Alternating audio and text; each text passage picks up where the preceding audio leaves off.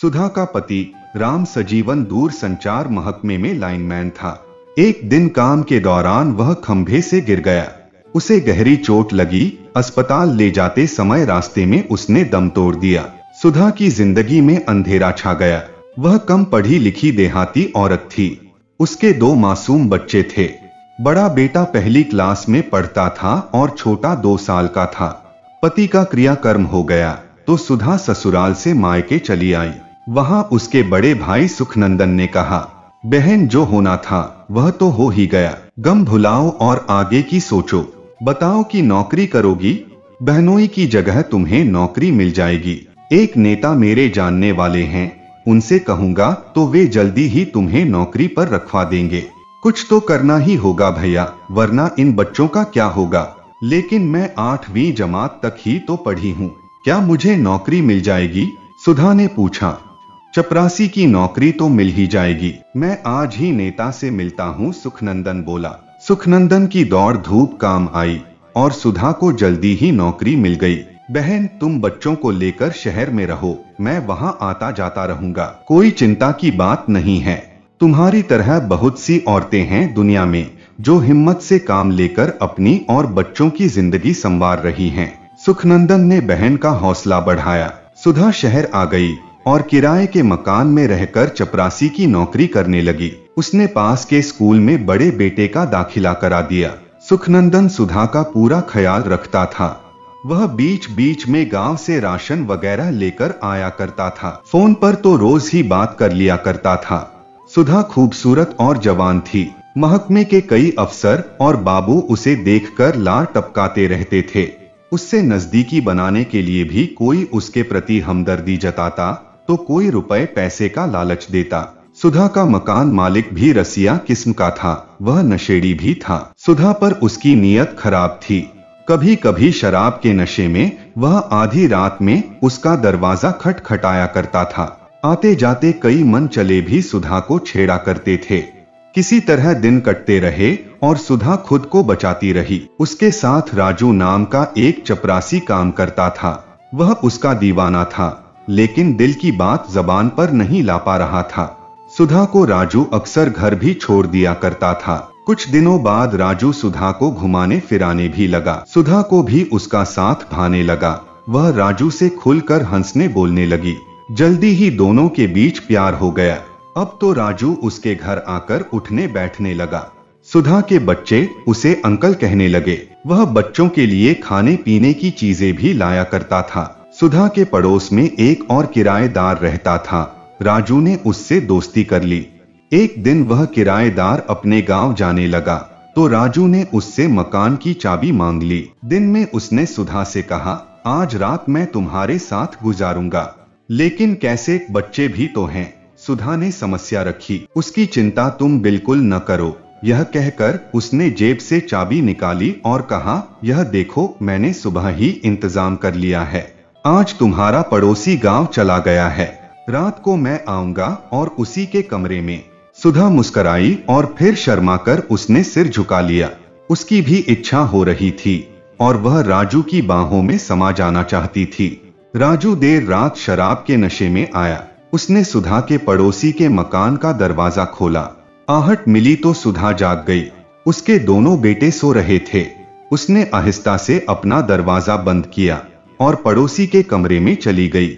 राजू ने फौरन दरवाजा बंद कर लिया। उसके बाद जो होना था वह देर रात तक होता रहा। लंबे अरसे बाद उस रात सुधा को जिस्मानी सुख मिला था। वह राजू की बाहों में खो गई थी।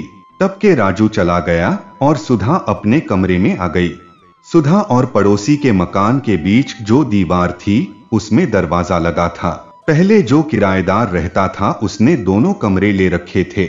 वह जब मकान छोड़कर गया तो मालिक ने दोनों कमरों के बीच का दरवाजा बंद कर दिया और ज्यादा किराए के लालच में 2 किराएदार रख लिए। अब उसे 1000 की जगह 2000 रुपए मिलने लगे। उस रात के बाद राजू अक्सर सुधा के घर देर रात आने लगा। कई बार सुधा का भाई सुबह सुबह ही आ जाता और राजू को अंदर ऐसी हालत में उसे बीच का दरवाजा काम आता था। राजू उस दरवाजे से पड़ोसी के मकान में दाखिल हो जाता था। सुधा के भाई को कभी शक ही नहीं हुआ कि बहन क्या गुल खिला रही है। वह तो उसे सीधी सादी गांव की भोली भाली औरत मानता था। राजू का अपना भी परिवार था, बीवी थी, 4 बच्चे थे। परिवार के साथ वह किसी झुग्गी बस्ती में रहता था। बीवी उससे बेहद परेशान थी क्योंकि वह पगार का काफी हिस्सा शराबखोरी में उड़ा दिया करता था। बीवी मना करती तो राजू उसके साथ मार पीट भी करता था। पैसों के बिना न तो ठीक से घर चल रहा था और न ही बच्चे पढ़ लिख पा रहे थे। पहले तो राजू कुछ रुपए घर में दे दिया करता था, लेकिन जब से उसकी सुधा से नजदीकी बढ़ी तब से पूरी तनख्वाह लाकर उसे ही थमा दिया करता था। सुधा उसके पैसों से अपना शहर का खर्च चलाती और अपनी तनख्वाह बैंक में जमा कर देती। वह काफी चालाक हो गई थी। राजू डाल डाल तो सुधा पात पात थी। उधर राजू की बीवी घर चलाने के लिए कई बड़े लोगों के घरों में नौकरानी का काम करने लगी थी। वह खून के आंसू रो रही थी, लेकिन उसने कोई गलत रास्ता नहीं चुना। मेहनत करके किसी तरह बच्चों को पालती रही। कुछ साल बाद रकम जुड़ गई तो सुधा ने ससुराल में अपना मकान बनवा लिया। ससुराल वालों ने हालांकि उसका विरोध किया कि वह गांव में न रहे। वे उसका हिस्सा हड़प कर जाना चाहते थे, लेकिन पैसा मुट्ठी में होने से सुधा में ताकत आ गई थी। उसने जेठ को धमकाया तो वह डर गया। सुधा का बढ़िया मकान बन गया। भैया, तुम मेरा पास के टेलीफोन के दफ्तर में ट्रांसफर करा दो नेता से कहकर, इससे मैं घर और खेती बाड़ी भी देख सकूंगी। एक दिन सुधा ने भाई से कहा। मैं कोशिश करता हूँ, सुखनंदन ने उसे भरोसा दिलाया। कुछ महीने बाद सुधा का तबादला उसके गांव के पास के कस्बे में हो गया।